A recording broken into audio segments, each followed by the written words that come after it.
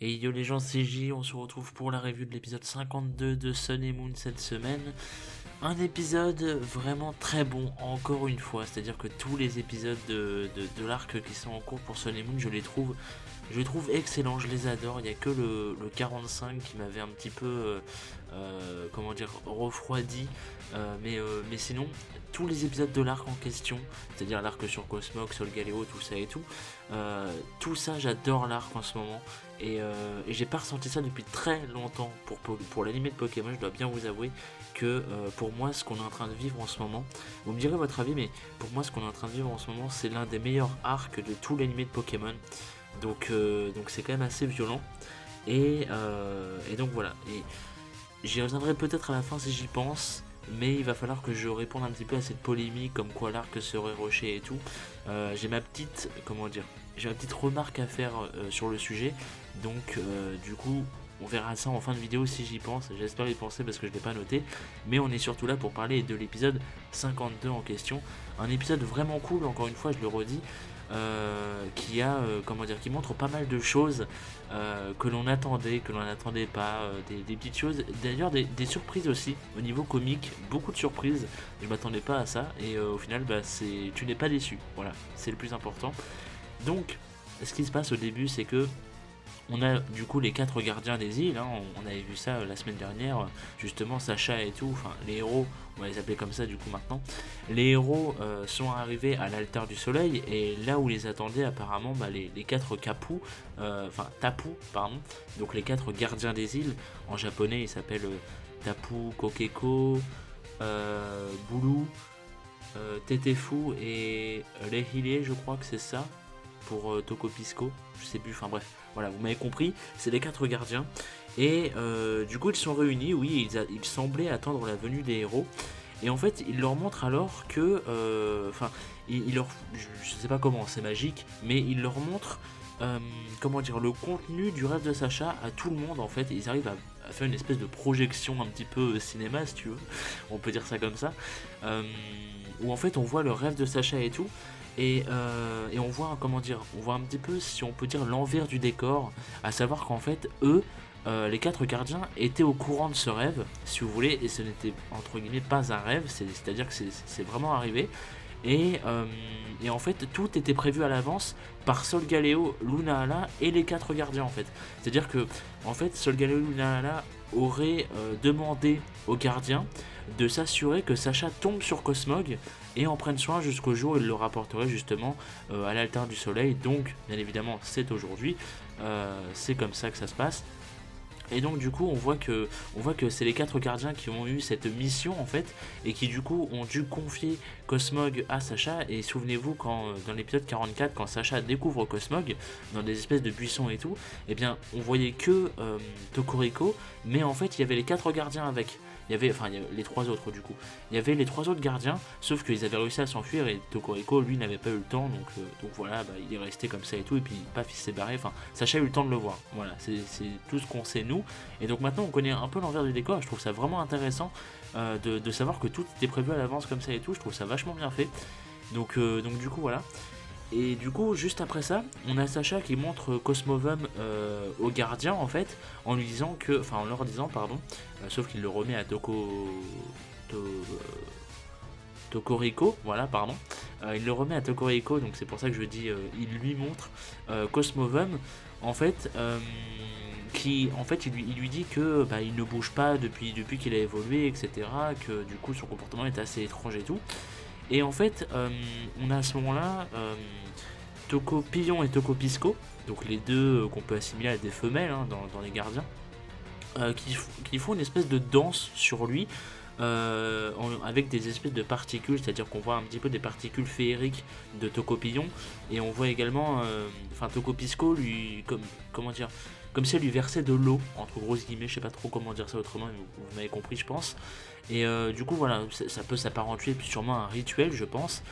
Et en fait, ça, on change totalement de décor, enfin, pas totalement de décor, mais on change totalement de point central, on va dire. Pendant ce temps, en fait, on a Euphorbe qui reçoit un appel de Pimprenel, qui en fait arrive, mais elle semble en détresse, enfin, elle lui demande de venir l'aider tout simplement et tout.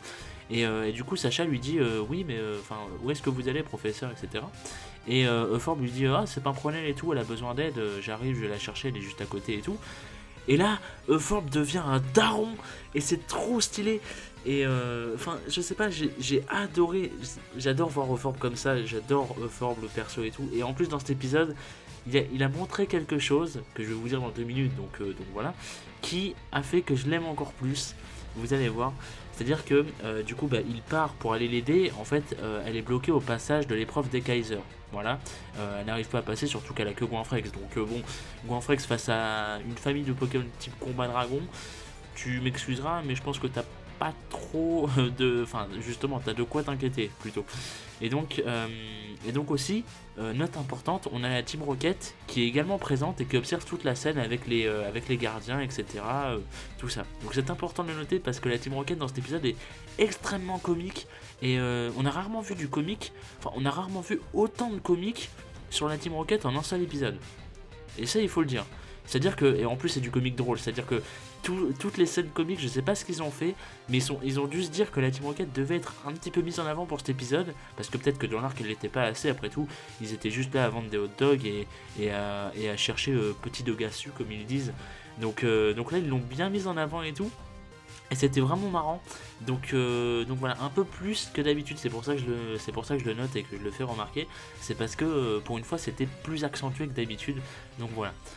Donc pendant ce temps-là on a Euphorbe qui arrive à la rescousse de Pimprenelle à l'aide de son compagnon, qui n'est nul autre, plutôt, qu'un guerriègle, et oui, le fameux Wugoro comme j'aime à l'appeler en japonais. J'adore ce Pokémon, c'est l'un de mes Pokémon préférés de la 5G. Et je m'attendais pas du tout à ce que Euphorbe ait un Wugoro en fait. C'est-à-dire que je me disais, oui, comme dans les jeux ou comme on le sait et tout, il va avoir Rocabo, voire peut-être Lougarok, tu vois. Mais non, c'est Guerriègle. Et je trouve ça excellent. Et en plus, il arrive comme un daron et tout, il survole toute la zone et tout pour arriver devant Pimprenelle, etc. en mode trop badass. Puis en plus, il fait rapace, donc il détruit tous les écailles et tout qui étaient là. Donc c'était vraiment stylé. Le mec est arrivé comme un daron et ça forme un petit peu le shipping et tout. Et j'adore ça. Et je ship très rarement dans Pokémon. Je crois même que c'est la première fois que je ship vraiment un couple dans Pokémon. Mais j'ai trop envie qu'ils soient ensemble. Et dès que je vois Euphorbe comme ça qui aide Pimprenelle et tout, et Pimprenelle qui est réceptive, je me dis mais c'est bien parce que pour une fois tu vois c'est pas un ship genre Serena Sacha où c'est des gosses qui se ship ou quoi que ce soit, tu vois. Là c'est des adultes et je trouve ça ultra intéressant, je trouve ça beau et voilà, fallait que je le dise. J'adore ce couple et j'ai hâte de voir comment dire qu'ils soient ensemble tout simplement. Donc en attendant voir des trucs comme ça me met l'eau à la bouche comme on dit et voilà, ça me met la hype et je suis tout content. Voilà tout simplement. Et donc les gardiens quant à eux pendant ce temps-là se mettent à chanter en fait, à fredonner une mélodie on va dire plutôt, ce qui en fait a pour effet d'avoir le même pouvoir si vous voulez que les flûtes qu'on a dans les jeux, vous savez la flûte du soleil et la flûte de la lune, ce qui fait qu'en gros si tu les joues sur l'altar du soleil ou de la lune selon le jeu où tu es, ça ouvre le cadran, je sais pas si on peut appeler ça un cadran mais vous savez ça fait des espèces d'halos lumineux. Puis ça ouvre une espèce de... Oui, c'est un cadran en fait. Et ça fait une énorme quantité d'énergie qui fait que Cosmovam évolue. Dans le jeu c'est ça, et bon, là c'est la même chose en fait, sauf que du coup ils n'ont pas les flûtes, c'est les gardiens. Et du coup Cosmovam arrive à évoluer en Solgaleo devant tout le monde, donc à la surprise générale vous vous en doutez. Et en fait, ce qui est marrant, c'est que la Team Rocket se rend compte que James s'est trompé depuis le début sur Cosmog, en fait, que ce n'était pas un mini Smogo d'Alola, c'est un putain de Pokémon légendaire, en fait. Donc ils se sont pas gênés pour l'engueuler et tout, lui dire mais il est où notre petit Dogassu là, parce que tu nous fais chier, en fait, depuis 10 épisodes, tu nous dis de la merde. Et c'est tellement drôle, c'est tellement con, surtout qu'ils se disent pas un seul instant, je crois qu'ils se disent pas un seul instant que oh mais c'est un légendaire, c'est mieux que petit Dogassu et tout. Et non, il reste focus sur le Poké qu'il voulait et tout. Je trouve ça très marrant. En plus on a Chelours qui est juste à côté et tout, qui fait de la merde également. Enfin, c'était vraiment excellent l'humour de la Team Rocket dans cet épisode et j'étais vraiment bien appuyé. Et c'était pas chiant, c'était pas redondant, c'était pas du comique, comment dire, c'est pas du comique comme on a l'habitude de le voir avec la Team Rocket, c'est-à-dire un peu con, un peu pour les gamins et tout. Là, c'était vraiment du comique con, comment dire, mais pas dans le style enfantin, mais dans le style vraiment à moitié troll, connerie, tu vois. Donc, un petit peu infernal. Enfin, le genre d'humour que j'aime beaucoup, personnellement. Vous me direz votre avis encore une fois là-dessus, mais bon, voilà. Donc ensuite on a le fameux plan que tout le monde attendait je pense dans cet arc de Sun et Moon, à savoir que Sacha et Lily vont faire un câlin à Solgaleo, tout simplement en lui disant bravo t'as évolué tout ça et tout, tu es devenu grand, Oshigumo-chan, tout ça. Et en fait du coup il se rappelle tout l'arc en question, enfin c'est quand Sacha fait un câlin à Solgaleo, ça lui rappelle tout l'arc et tout, il y a une OST qui est magnifique à ce moment là d'ailleurs. Et en fait, quand c'est Lily qui vient faire un câlin et tout, on a cette fameuse image que je pense a dû faire frémir plus d'un d'entre vous. En tout cas, c'est certain, ça a été mon cas aussi. Comment dire, à l'ending des jeux, vous savez qu'à la dernière image qu'on voit de l'ending des jeux de Pokémon Sun et Moon, c'est Lily en photo avec ou Lunala ou Solgaleo. Enfin, je crois que c'est la dernière image qu'on voit, il me semble, si je ne me trompe pas. Et du coup, elle lui fait un espèce de câlin où ils font, enfin chacun, comment dire, chacun a la tête collée contre l'autre. Et bah là, c'est un petit peu pareil avec Solgaleo. Et c'est magnifique en fait. C'est quelque chose que tout le monde attendait et c'est beau de le voir. Et donc voilà. Donc c'est beau, tout simplement, c'est beau. Et donc, à ce moment-là également, on a un Crystal Z qui tombe mystérieusement du ciel, comme ça, en mode bullshit, un petit peu. Bon, voilà. Et le problème c'est que Sacha par contre n'arrive pas à l'enfoncer dans son bracelet. Donc c'est un peu gênant parce que tu te dis bah d'accord mais comment on fait. Et donc à ce moment là, les 4 gardiens du coup le prennent, le bracelet, et ils font alors leur fameuse danse qu'on voyait dans la preview de la semaine dernière et tout, où je vous disais qu'apparemment c'était Cosmovum qui était manipulé dans tous les sens comme ça par les gardiens et tout. Non, c'est le bracelet Z. Et du coup, le bracelet se transforme au final en bracelet noir. En fait, il passe de gris à noir aussi, ça change la couleur. Je sais pas pourquoi, mais c'est Pokémon, c'est les gardiens, ils sont magiques. Et donc, ça le transforme et du coup maintenant il peut, comment dire, Sacha peut rentrer le Crystal Z pour utiliser la force Z de Solgaleo, parce que c'est son Crystal Z à Solgaleo. Et justement ce dernier s'abaisse, en fait si vous voulez, enfin comment dire, il se couche à moitié, parce que le machin est énorme, hein, c'est Solgaleo, c'est un légendaire, donc le machin est énorme, il fait 5 fois la taille d'un être humain. Donc il s'abaisse pour que tout le monde puisse grimper sur lui. Et donc Sacha utilise sa force Z avec un peu tout le monde, c'est le passage shonen, pour que Solgaleo ouvre une ultra brèche dans laquelle il se rendre pour enfin rejoindre Elzamina. Et le problème c'est que, vous me direz, ils ont peut-être oublié quelqu'un. Et oui, parce que Euphorbe et Pimpronel arrivent juste après ça. Donc c'est malheureusement trop tard. Et j'étais un petit peu déçu parce que je me disais, du coup ça va être vraiment les gosses contre Elzamina. Mais du coup c'est dommage parce que Euphorbe et Pimpronel, bah c'est des profs, donc ça aurait été sympa d'avoir leur avis là-dessus. Et surtout qu'est-ce qu'ils vont faire pendant que les autres seront dans les ultra dimensions, en fait. Donc ça c'est un peu dommage. Voilà. Et donc c'est comme ça que se finit l'épisode avec pareil une OST assez badass comme la semaine dernière.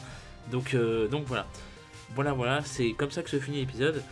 Et donc la preview nous montre que les héros du coup vont arriver dans l'ultra dimension où se trouve Elzamina, évidemment, dans sa forme zéroïde là, c'est-à-dire que c'est celle qu'on affronte dans les jeux, que moi j'ai pas du tout aimé ce principe, et j'espère pour le coup que ce sera mieux, comment dire, peut-être plus explicite, on va dire, enfin mieux expliqué, sans un peu moins de bullshit que dans les jeux, parce que dans les jeux j'ai moyennement aimé ça, c'est-à-dire que j'ai trouvé ça vraiment bullshit en fait, c'est-à-dire que j'ai compris le principe avec zéroïde et tout, mais la transformation en elle-même, j'ai trouvé ça vraiment bullshit. Donc je me dis, bah ouais, mais non, en fait. Donc, en tant que final boss de Pokémon, j'ai trouvé ça un petit peu bizarre. Et j'ai pas super bien aimé, j'aime pas trop les trucs bullshit comme ça personnellement. Vous me direz votre avis encore une fois là-dessus.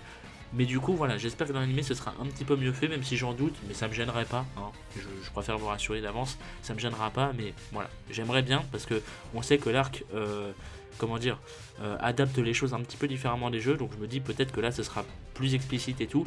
Et donc voilà, j'aimerais bien. Donc dans sa fameuse forme zéroïde, vous savez, avec les cheveux noirs, etc., ses bras qui sont reliés à des tentacules de zéroïde, tout ça et tout. Donc voilà, et ils vont l'affronter, et on voit que ces Pokémon sont des dominants comme dans les jeux. Donc on voit qu'elle a un Fragility, on voit qu'elle a un Magirève, et on voit le fameux, Mélodelph, voilà, pardon. Donc voilà, donc ils vont l'affronter, et voilà, c'est un peu tout ce qu'on sait. Et puis bah voilà. Et donc j'aimerais finir avec le fait, justement, comme je vous avais dit, de mon petit avis sur l'arc en général, parce que j'ai vu vraiment beaucoup de gens, je pense que c'est votre cas aussi, je pense que vous avez vu, mais il y a beaucoup de gens sur les réseaux sociaux qui parlent comme quoi l'arc est très rushé, et en soi ça peut être considéré comme tel. Enfin, je veux dire, je comprends que les gens voient ça comme ça. Le problème, c'est que pour moi, ce n'est pas rushé, et je vais vous expliquer pourquoi. Parce que tout simplement, et ça se voit depuis le début, l'arc est adapté différemment des jeux. Donc c'est normal que ça nous paraisse rushé, parce qu'en fait, nous, on s'attendait à avoir exactement la même chose, en fait, si vous voulez. Et bah, ce n'est pas le cas, parce que l'arc est adapté différemment. Donc il y a des choses qui sont enlevées, il y a des choses qui sont modifiées pour passer dans l'animé, pour que ce soit cohérent avec l'animé et tout, des choses qui sont modelées, par exemple Sobol qui appelle Zéroïde et tout, ça n'était pas dans le jeu, hein, je vous rappelle. Donc voilà, donc. Et moi je trouve que c'est pas plus mal, parce que quand tu réfléchis bien, ce qu'on a vu, ce qu'on a vu dans ce qu'on avait dans les jeux et qu'on n'a pas dans l'animé, c'est quoi? C'est la Team Skull et tout le passage dans la Fondation Éther où tu affrontes les sbires. Bah ça, on peut totalement s'en passer en fait, les gars. Et me dites pas qu'on rush le développement de Lily et tout. Le développement de Lily, il est normal. Il est peut-être un petit peu accéléré. Et encore, pour moi, personnellement, ça ne me gêne pas. Au contraire, je trouve ça legit. Dans le sens où elle est traumatisée. Elle se rend compte que son traumatisme, c'était des conneries depuis le début. Enfin, qu'elle s'était trompée, entre grosses guillemets. Donc forcément, elle se trouve conne. Et donc, elle oublie ce traumatisme. C'est un peu logique, même si bon, c'est pas totalement cohérent. Mais voilà, on va dire que c'est un peu logique quand même. Et du coup, après, elle voit sa mère kidnappée, forcément, elle va aller la secourir, tu vois. Enfin, je sais pas, ça me semble totalement logique. Là où des gens disent que non, c'est trop rushé, c'est trop rapide et tout. Et vous voulez quoi? Vous voulez 3 épisodes entre chaque décision de Lily? Parce que sinon, on se ferait chier. Hein. Et le truc, c'est que l'arc, là, on est à bientôt 10 épisodes. Et bon, c'est pas beaucoup. Mais c'est pas 5 épisodes non plus, quoi. Donc, je sais pas, ça va. Pour moi, en fait, si vous voulez. Pendant que les gens disent que c'est rushé, moi je trouve que le truc est bien développé. Il est rapide, certes, ça je ne nie pas, mais pas rushé. C'est-à-dire que moi, en tout cas, je n'arrive pas, je ne ressens pas cette impression de rush. Voilà, c'est ça que je voulais dire, c'est ça que je voulais partager, c'est que moi, je ne ressens pas cette impression de rush. Certes, je sens que c'est rapide, mais parce qu'on est habitué au jeu. Donc, moi, c'est ce que je me dis, parce que dans le jeu, c'était assez lent. Donc voilà, et c'est normal, parce que dans le jeu, t'as toute la fondation à affronter, t'as la Team Skull à côté et tout, c'est normal. Là, on n'a pas ça. Et c'est normal, tu vois pas Sacha affronter une trentaine de sbires de la Fondation Éther, enfin c'est chiant. Donc je sais pas, ça me paraît totalement logique. Et voilà. Donc voilà, même les développements de Gladio, de Lily et tout me semblent vraiment logiques. Donc voilà, il me semble pas rushé. Donc voilà, donc je voulais vraiment mettre pas les points sur les i, parce que j'impose pas mon avis, bien évidemment. Je peux comprendre, hein. Je répète que je peux comprendre ceux qui trouvent rushé, mais je voulais je voulais exprimer mon avis là-dessus, voilà, pour que vous soyez au courant. Et donc voilà. Donc n'hésitez pas à me dire dans les commentaires votre avis à vous sur l'arc, si vous pensez qu'il est rushé, si au contraire vous pensez qu'il est très bien adapté et tout, on sait jamais. Hein. Donc voilà. Et puis nous on se retrouve la semaine prochaine normalement. Et puis voilà. Merci à vous, à la semaine prochaine et des bisous.